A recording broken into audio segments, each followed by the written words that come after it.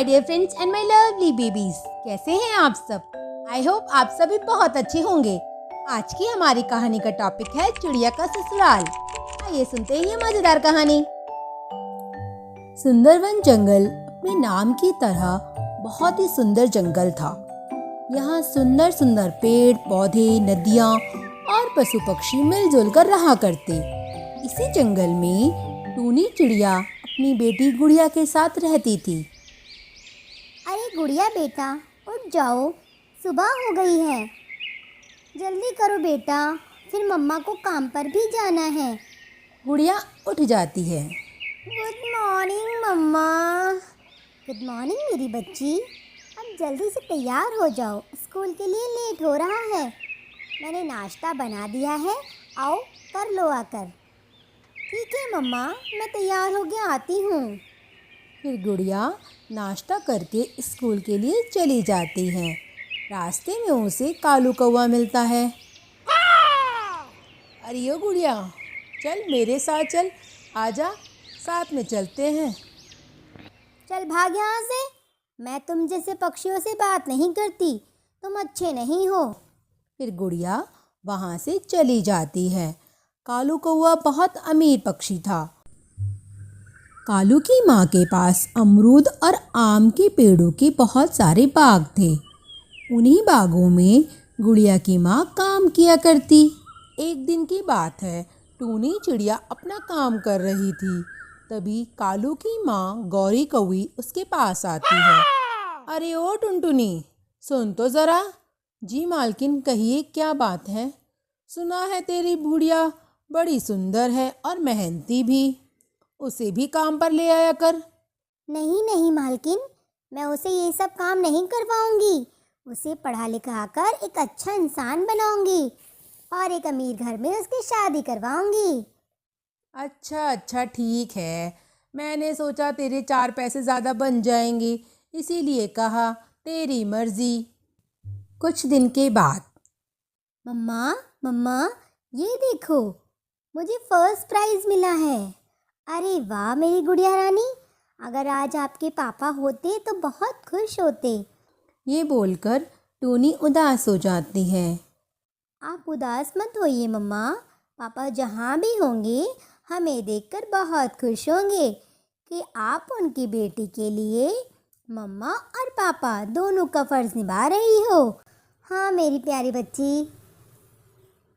ऐसे ही समय बीत जाता है और धीरे धीरे गुड़िया बड़ी हो जाती है और उसकी शादी की उम्र हो जाती है। अब टूनी की तबीयत भी काफ़ी खराब रहने लगती है। ये गुड़िया पक्षियों के बच्चों को ट्यूशन पढ़ाने का काम शुरू कर देती है।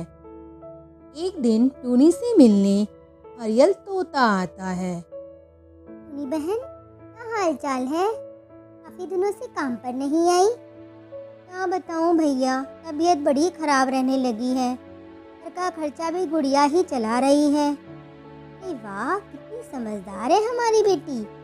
हाँ भैया, वो तो है, जिसकी शादी कर लूँ फिर मेरी सारी चिंता खत्म हो जाएगी। चिंता मत करो बहन, जल्दी ही अच्छा रिश्ता मिल जाएगा तुम्हें। कुछ दिन के बाद गौरी टूनी के घर आती है। अरे टूनी, कैसी हो? मालकिन, आप मुझ गरीब के घर? अरे गरीब और तुम इसकी गुड़िया जैसी चांद से बेटी हो, क्या वो गरीब होगा? क्या मतलब है आपका? मतलब ये कि मैं तुम्हारी गुड़िया की शादी अपने बेटे कालू से करना चाहती हूँ। अब तैयारी कर लो शादी की। क्या शादी आपके बेटे से? पर आपकी और हमारी तो बराबरी नहीं है, तुम बस तैयारी करो। मेरी गुड़िया के तो भाग खुल गई, जंगल के सबसे अमीर घर की बहू बनेगी। गौरी वहाँ से चली जाती है। टूनी गुड़िया से बोलती है, गुड़िया बेटा, आपके लिए कालू कौवे का रिश्ता आया है। मुझे तो वो परिवार बहुत पसंद है, बहुत धनवान है वो लोग, तुम राज करोगी वहाँ। ठीक है मम्मा, जैसा आपको ठीक लगे। कुछ समय के बाद गुड़िया और कालू की शादी हो जाती है। गुड़िया अपनी ससुराल आ जाती है। गुड़िया का घर बहुत ही सुंदर था। अरे वाह, इतना सुंदर घर, ऐसा घर तो मैंने कभी नहीं देखा। तभी उसकी सास वहाँ पर आ जाती है और कहती है, हाँ देखा भी कैसे होगा, टूटे फूटे झोपड़े में तो तूने पूरा जीवन बिताया है। वो तो मेरे बेटे का दिल आ गया तुझ पे, वरना तुझ जैसी गरीब को मैं अपने घर की बहू कभी नहीं बनाती। अपनी सास की बातें सुनकर गुड़िया का दिल टूट जाता है। वह सोचती है ये तो बहुत प्यार से मेरा रिश्ता लेने आई थी, पर अब ये क्या बोल रही हैं। गुड़िया अपने पति के पास जाती है और सारी बातें बताती है। कालू जी, आपकी मम्मी मुझे ऐसे क्यों बोल रही थी? देखो गुड़िया, आज तो बोल दिया, आज के बाद मेरी माँ से कभी ऊंची आवाज़ में बात मत करना, ना ही उनकी बुराई करना। मैं अपनी माँ के खिलाफ एक बात भी नहीं सुनूंगा, समझ गई तुम? और फिर कालू कौवा वहाँ से उड़कर चला जाता है। बेचारी गुड़िया अब सोचती है कि उसकी शादी कहीं गलत जगह तो नहीं हो गई। वो घर का सारा काम करती, क्योंकि उसके सास ने घर के सारे नौकरों को घर से छुट्टी दे दी थी। घर के सारे छोटे मोटे बड़े काम गुड़िया ही करती। वह बेचारी थक जाती। ऐसे ही वो सारा काम निपटाकर खाना खाने जा रही थी, तभी उसकी सास आ जाती है। अरे ये क्या खा रही हो? हमारे यहाँ रोज़ सब्जी नहीं खाई जाती, हम सिर्फ नमक रोटी खाते हैं, तभी तो हम इतना पैसा बचा पाते हैं।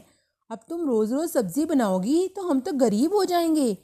आज से नमक रोटी ही खाना, हम सिर्फ एक दिन ही सब्जी खाते हैं, बाकी दिन हम नमक रोटी या नमक चावल ही खाते हैं। अब तुम्हें भी ऐसे ही रहना होगा। अरे क्या फ़ायदा इतना अमीर होने का, जो ठीक से खाना भी नहीं खा सकते। नमक रोटी भी कोई खाने की चीज़ है? रोज़ रोज़ मुझसे तो ना होगा। इससे अच्छा तो मैं अपनी माँ के घर ही थी। हम भले ही गरीब थे, पर खाना तो अच्छा खाते थे, जीवन तो अच्छा जीते थे। ये लोग तो इतना बेकार जीवन जीते हैं, इतने कंजूस हैं। गुड़िया की सास गुड़िया के ऊपर रोज जुल्म करती। अब तो उसने उसे मारना पीटना भी शुरू कर दिया था। नहीं माँ जी नहीं, मुझे मत मारिए, ये गलती से मुझसे टूट गया। अरे तेरा रोज का यही ड्रामा है, कभी ग्लास तोड़ देती है, कभी थाली। अगर ऐसे ही तोड़फोड़ मचाएगी तो हमारा घर बर्बाद कर देगी। चली जा वापस अपनी माँ के घर। सारी गुड़िया रोते रोते एक कोने में बैठ जाती है। एक दिन गौरी बहुत ज़्यादा गुस्से में आकर घर में आग लगा देती है और सोचती है अच्छा ये मर जाए, अब किसी अमीर लड़के से अपनी बेटी की शादी करूंगी। ये बला तो मेरे गले ज़बरदस्ती डालवा दी इस कालू ने। बेचारी गुड़िया आग में जलती है, तड़पती रहती है और चिल्लाती रहती है, बचाओ बचाओ, कोई मुझे बचाओ। पर वहाँ बाहर खड़ी गौरी उसकी बात सुनकर भी कुछ नहीं करती। गुड़िया अंदर से ये देख लेती है और किसी तरह से वहाँ से भाग जाती है और अपने घर पहुँचती है। गुड़िया की यह हालत देखकर उसकी माँ कहती है, ये क्या? क्या बात है बेटी? तो वो सारी बातें अपनी माँ को बताती है और वो लोग मिलकर पुलिस में कंप्लेन कर देते हैं। इसके बाद उल्लू थानेदार आकर कालू कौवे और उसकी माँ को अरेस्ट कर लेते हैं और उन्हें जेल में बंद कर देते हैं। उन लोगों को उनके किए की सज़ा मिल जाती है और टूनी अपनी बेटी को अपने घर में रख लेती है और दोनों माँ बेटी प्यार से फिर से रहने लगती हैं। कहानी, हमें किसी के साथ कभी बुरा व्यवहार नहीं करना चाहिए। अगर हम किसी के साथ बुरा करते हैं तो उसका परिणाम भी बुरा ही होता है। Please like, share and subscribe my channel. Thank you so much.